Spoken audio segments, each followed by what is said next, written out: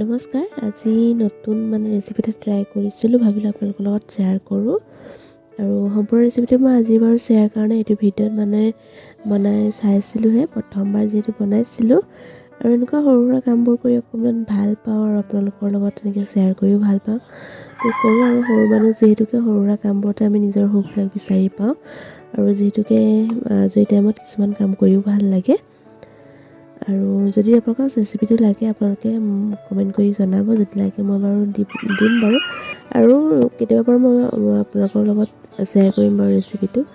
Just মই আজি বনাই খাই চাওঁ কেনেকুৱা হয়, যদি ভাল লাগে তেতিয়া আপোনালোকৰ লগত নিশ্চয় মই শ্বেয়াৰ কৰিম।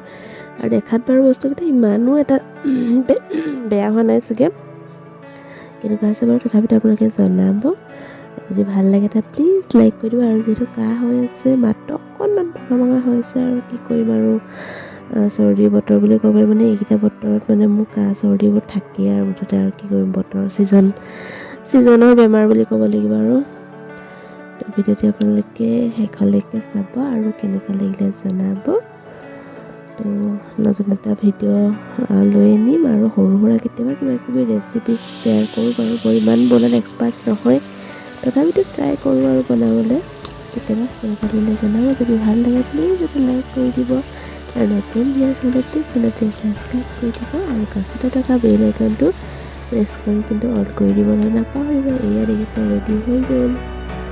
আৰু অলৰেডি খাই চালোঁ বাৰু, খাবলৈ বৰ এটা বেয়া হোৱা নাই। কেতিয়াবা মোৰ ৰেচিপিটো সম্পূৰ্ণ যদি তেনেকুৱা শ্বেয়াৰ কৰোঁ, বাই বাই।